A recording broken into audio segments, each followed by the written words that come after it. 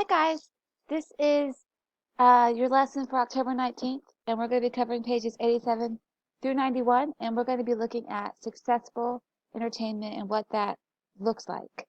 Because as young ladies, you will eventually be throwing dinner parties and birthday parties, and it's good to know what your goal is when you want to be a successful entertainer. So the ultimate goal of being a successful entertainer is, of course, hospitality.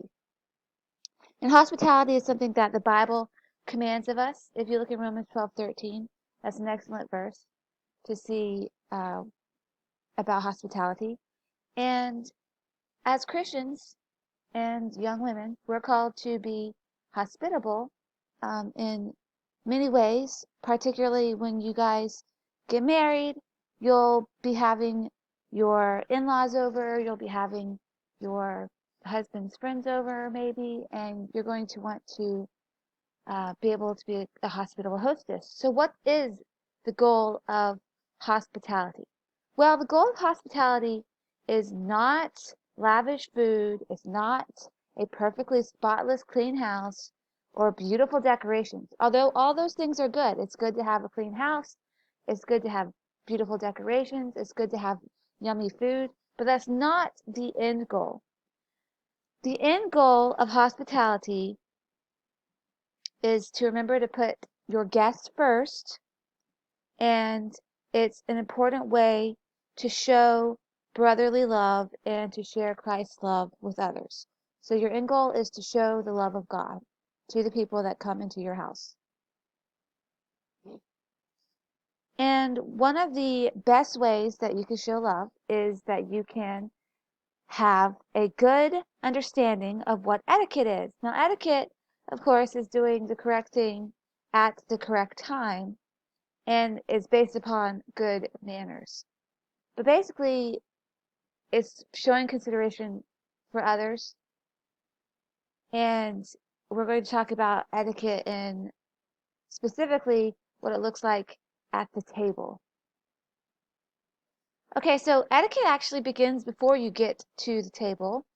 You want to come to the table well groomed. You want to be on time. Don't make others wait for you. That's rude, particularly if someone else has done the cooking and you are just sitting around and not coming up to get the meal. They worked hard, and it's nice and polite to go to the meal as soon as it's ready and as soon as you're called for. Once you're seated at the table, you want to sit upright and not slouch. You don't want to cross your legs at the knee, but you can cross your feet at the ankles if you wish.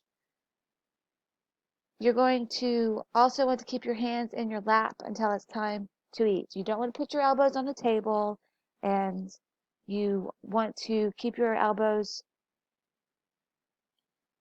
as daintily by your side as possible because you don't want to elbow somebody or something along those lines.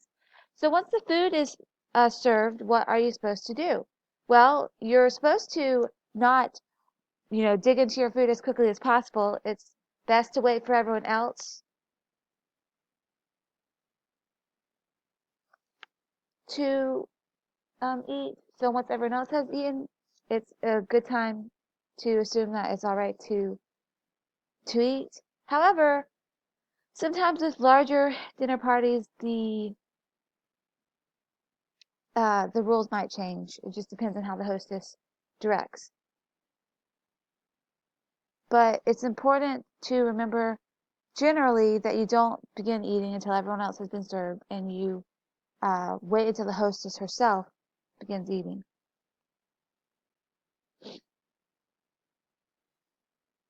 Sometimes food is passed at the table, and when that happens, remember to pass serving dishes to the right and never reach across the table or in front of another person to get to food. Wait until the dish is passed to you. When the meal is over, do not hold onto the edge of the table when you're getting up from the table. And it's important to remember not to lower your head when you're eating, and just to be as dignified as possible And all this stuff comes as second nature as you practice it. Okay, so everybody, of course, is familiar with napkins. If you've been to fancy restaurants, you've probably seen some pretty fancy folds with napkins. But what do you do with a napkin? Well, you're going to get your cue from your hostess as soon as she unfolds her napkin first and she'll put it in her lap, then you should follow suit.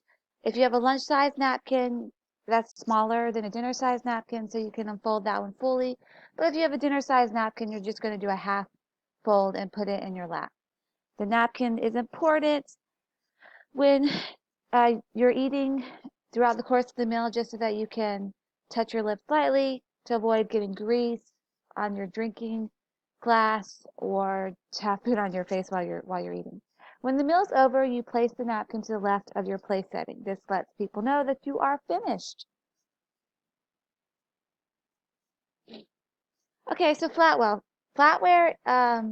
it can be a challenge if you've ever been at a fancy restaurant or to a fancy dinner party and there's like a whole lot of flatware laid out, and you're not sure what to do with it. But there's actually a pretty simple rule to follow. Um, you just follow the example of the hostess and you just watch her to see what she does. Never use flatware to gesture. That's considered rude. Also, I mean, consider if you're using a knife to gesture, you might poke someone's eye out.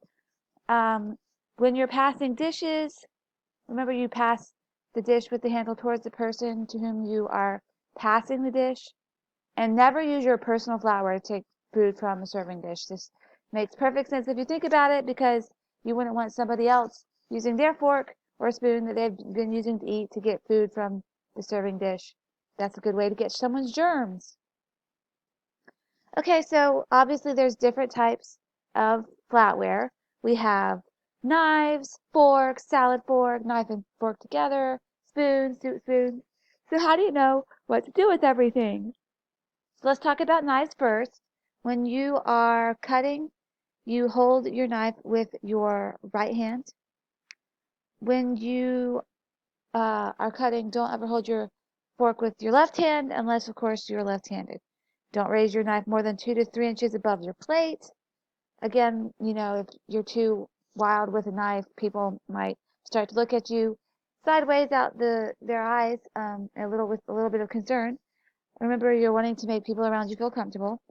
Don't cut more than one bite at a time. When you are cutting meat, you want to cut yourself one piece of meat at a time, unless you're cutting meat for a child. When you're using your fork, remember that you want to hold your fork like a pencil. Don't overload your fork. Place only the amount of food that you're going to eat in one bite. When your fork is not in use, angle the fork near the top, center the plate with the tines up and the handle facing right. If the knife is there, the fork goes below the knife. All right, so what about your salad fork? Well, your salad fork is used in the same manner as your dinner fork. If you need to cut a salad, use the side of the fork or use a knife. When you have finished with the salad, put the fork across the top center of the salad plate with the tines up, or place it on the dinner plate with the dinner fork. Okay, so sometimes you're going to have a knife and fork together, and this is, American custom. According to American custom, when you're handling the knife and the fork together, you're going to use the knife for cutting and then place it across the top of the plate. The fork is then transferred to the right hand with the tines up and is used to convey bite-sized food to the mouth. When your left hand is not in use, you're going to let it sit in your lap.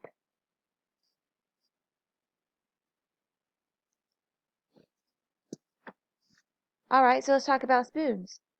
Spoons are used obviously for very soft or for liquid foods. You're going to use the teaspoon to stir and taste beverages. Make sure you spoon away from yourself and take only as much food on the spoon as you can put into your mouth at a time. And you're going to eat from the side of the spoon. When putting sugar on cereal or in the beverage, use the spoon in the sugar bowl. And do not allow the sugar spoon to become wet. You're going to want to use your own spoon when stirring.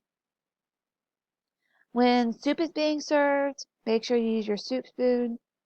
this spoon is slightly different from a regular spoon, and it helps you to get more soup and be more graceful in using it. Okay, so let's talk about beverageware. You're basically, whatever you're drinking, whether it's water or soda, you're going to want to sip your water and hold your cup only with your right hand and do not stick out your little finger. That is just being pretentious. Okay, so how do you handle finger foods at a dinner party? Well, what is a finger food? Well, finger foods are foods that do not leave fingers sticky or greasy. For example, carrots, sticks, crackers, cookies. And basically with finger foods, you're going to take what you're going to eat off the plate. Don't take a bite of something and put it back on the plate. Never double dip. Just use your common sense and you will come across as a dignified young lady. Okay, so let's talk a little bit more about table manners. Table manners give others a distinct impression of you, so you want to make a good impression. Eat slowly, chew quietly with your mouth closed, don't eat too quickly or too slowly. Basically, you're going to look around and keep pace with the other diners who are at the dinner party with you. And you definitely want to be considerate of other diners. You don't want to do anything that's unappetizing. Just act in a way that you want others to be impressed with you. I mean, you also definitely want to show respect to your hostess. Make sure that you thank her for having you. If you're being served food that you've never had before and you're unsure about it, never refuse food because she worked hard to cook it. It's important to try. Don't salt your food before you taste it. That's considered rude. You want to taste your food first, and then if you think you need to add salt, then you add salt.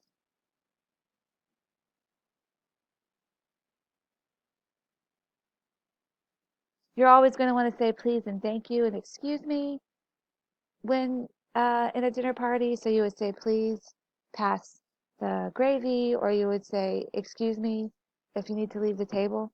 However, it's pretty crucial, unless it's an emergency, do not leave the table until the end of the meal, at which point the hostess will rise and signal that the meal is over.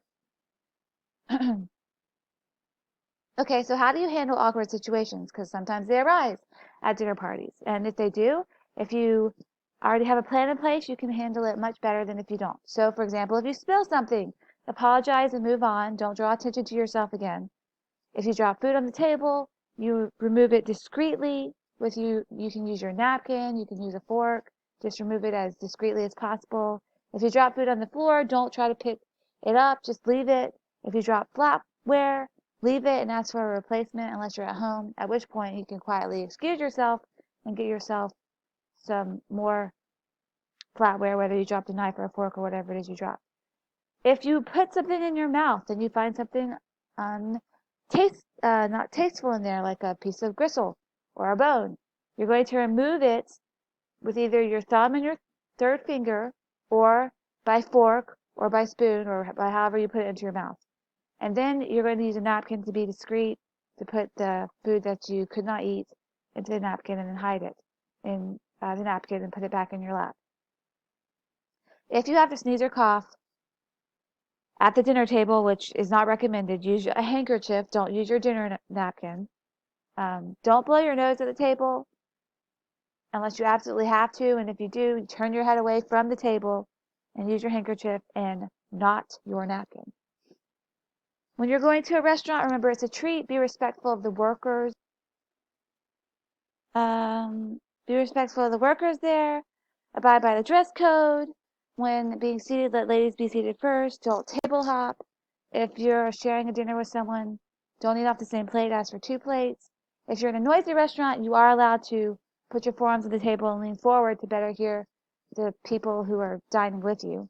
If you have to leave the table for any reason, place your flatware in an X on your plate and leave your napkin in your chair so your server knows that you would returning. Let your server know how you would like the check to be split, and always tip. And it's your turn now to do a little work. Do the section review on page 91.